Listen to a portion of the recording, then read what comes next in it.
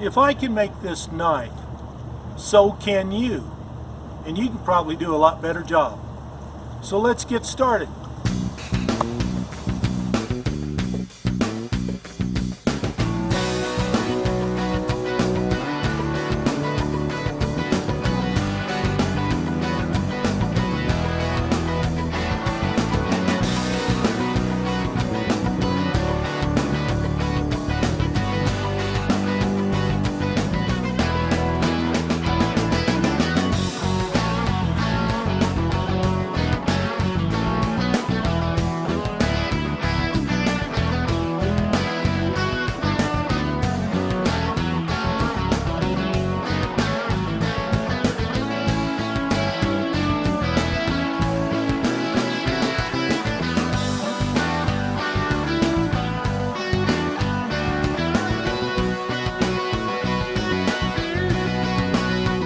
Quick look at the safety items and the tools we need. Okay, what we need here is a pair of gloves, a pair of goggles, full face shield, a mask to keep down the particulate level of the metal in the air from getting into your lungs, a belt sander, a disc grinder. I have two, you can get by with just one.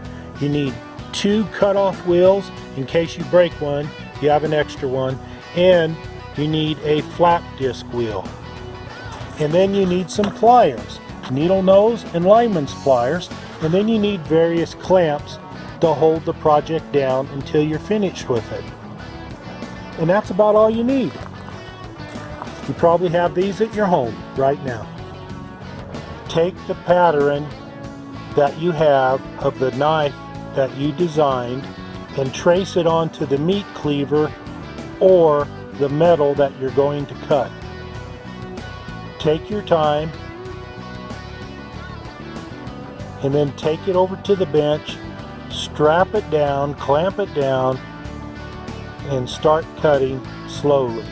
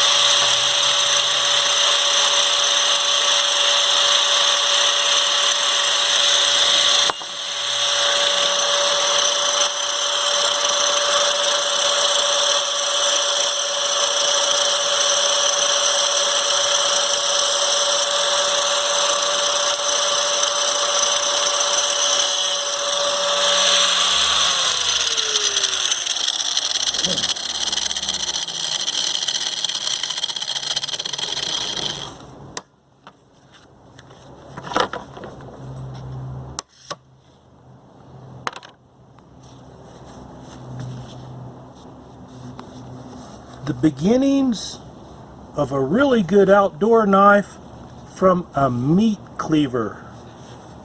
The basic shape. Now we have to just finish it. It's a work in progress. Nice and thick stainless steel.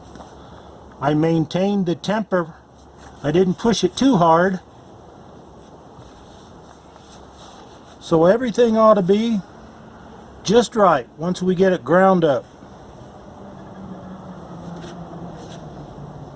We'll be able to baton wood, take out a dinosaur with it. We'll see. So you can take metal, take a meat cleaver, make your own custom outdoor knife.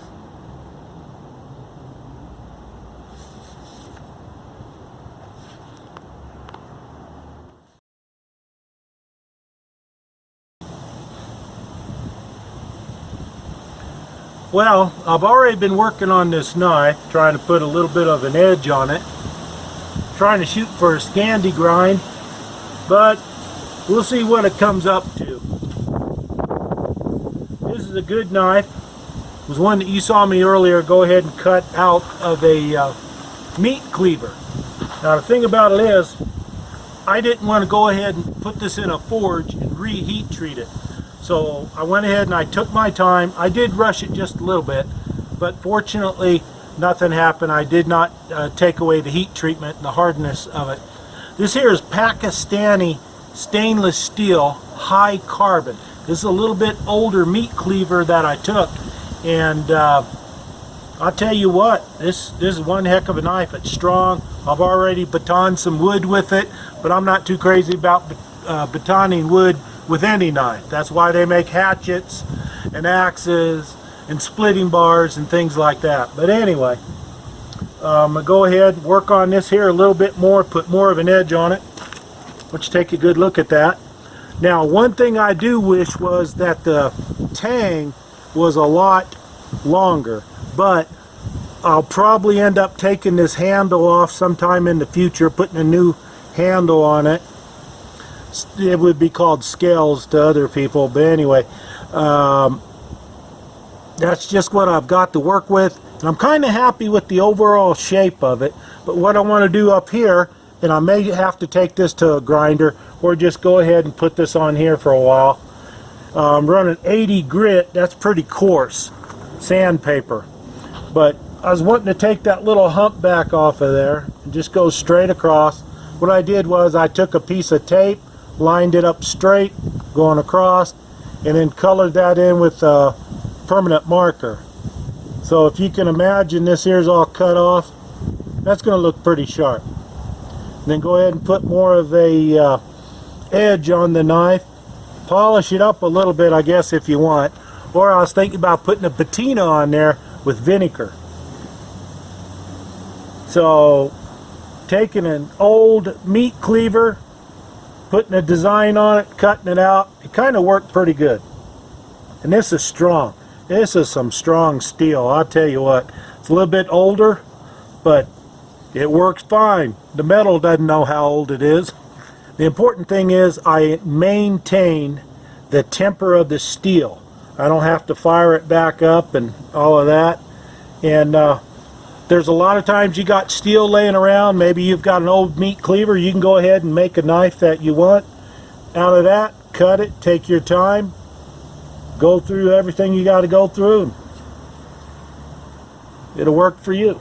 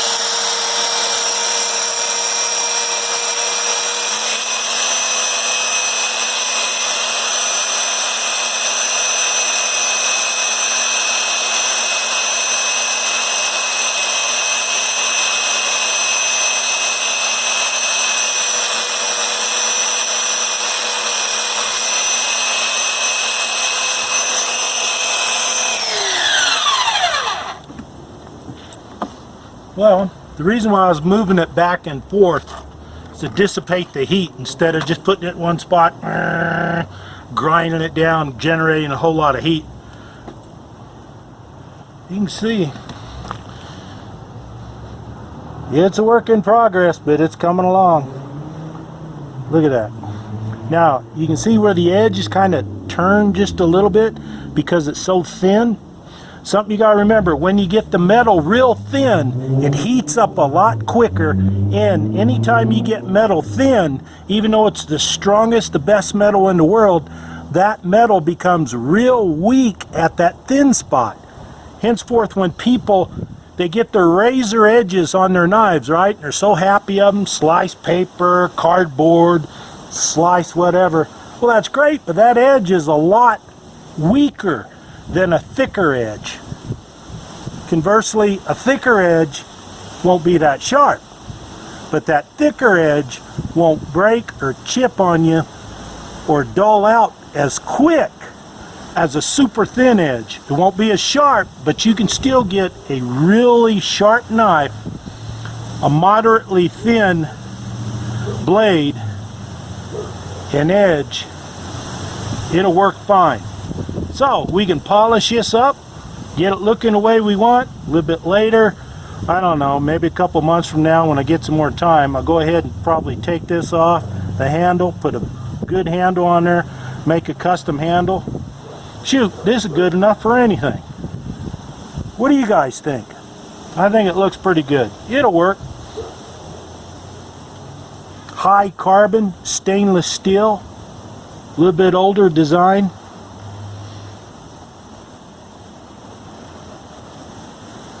Thank you very much for watching. I hope you like it. I hope you get some ideas too. You can even take older knives, even thick kitchen knives, cut them the way you want, put a good edge on them. You just saved yourself $50, $100 or more, and you got yourself a pretty good little outdoor knife. And you could use it for whatever, bushcraft or what have you. Or if you want a baton wood, bang, bang, bang. Thanks a lot for watching.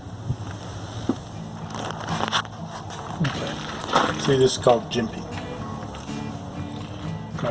Okay, this is what I wanted to do. I want to put some jimping on top of my knife. And the reason why I want that is that I can go ahead and grab the knife on the handle and then come up with my thumb and apply additional pressure and control over the knife if I'm cutting into wood or slashing or whatever. Even if I wanted to use this knife, which is large enough with a 7-inch blade, to go ahead and flesh down animals if I'm in the field. So what you do, you secure your knife in a vise. You want to make sure you either use a plastic or a rubber jaw insert. Since I can't find mine, I had to put pieces of rubber in one side, in the other, clamp it. That way I won't mar the blade because I still need to polish it. So the jimping is where you put little cuts in the top. Most of the time you grab your knife like this, but if you have to, or if you have to, like me sometimes, I gotta get way up in there to go ahead and push. So I'm going to cut 2 more and show you basically how you do it. You take a triangular file, you secure your knife good first, then you take a triangular file and you get a little ridge started. Ideally you go ahead and you mark off the areas. I've already done most of this here basically as an example. So I'm going to put another cut here and then one up here and I'll be done. So what are we going to do here? We're going to go just like this. Trying to do it so you can see easy with the video, otherwise I'd be right on top of it. Try to keep it straight. Most of the things I cut usually crooked, but I try to keep it straight. So I only want to take it down just ever so much.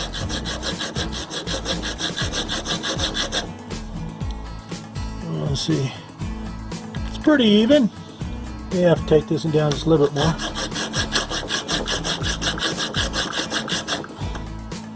Alright, then one more right up here.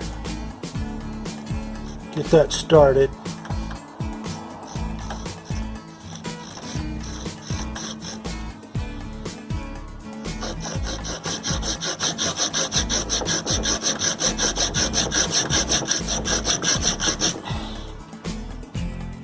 Well, there you go. Pretty much done. This is called jimping. Again, so you can grab it up here.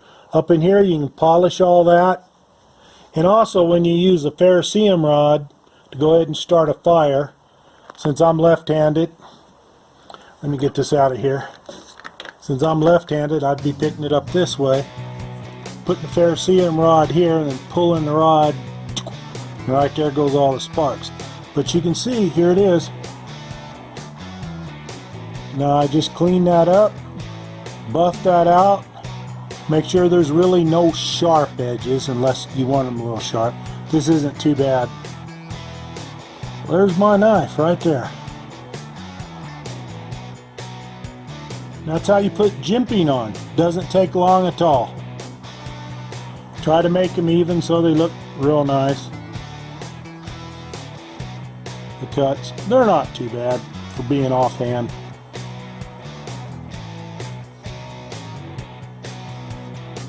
Thank you for watching. If you have any questions, go ahead and leave a message below. Please like, subscribe, and share this video. Now, one thing I might want to consider doing is sharpening this 90-degree spine in the places where I'm going to be using a ferrocerium rod. Otherwise it'll be a little bit more difficult to get a spark, so that's something you might want to consider.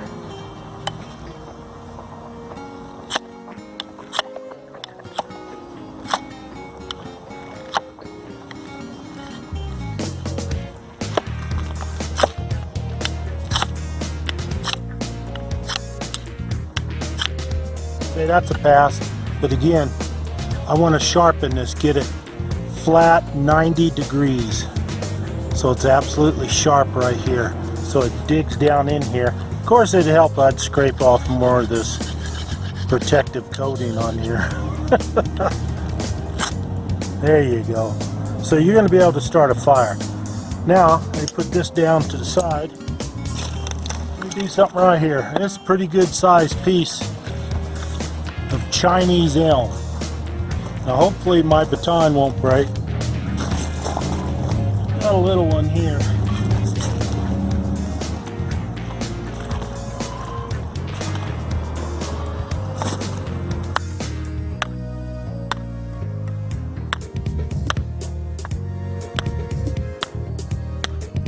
Notice how that's going right through there.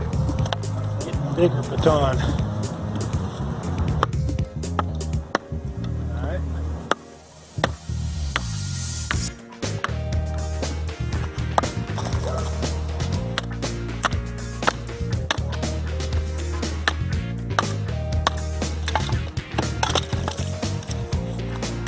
Chinese elm.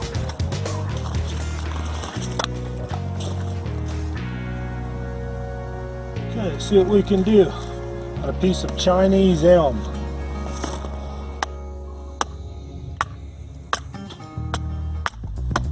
Now on larger pieces, because this knife's so thick, it's going to be a little bit more difficult. It goes right through, no damage to the edge. Good hardened steel.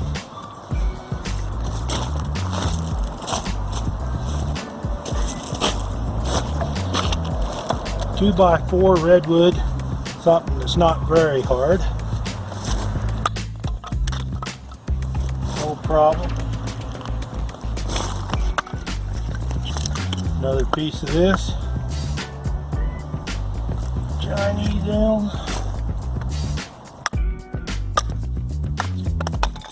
Not too bad.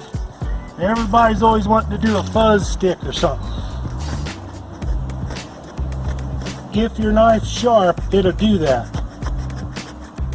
You want to get the perfect curls, you're going to have to go with a thinner edge. But you can get enough on there to get a fire started. There you go.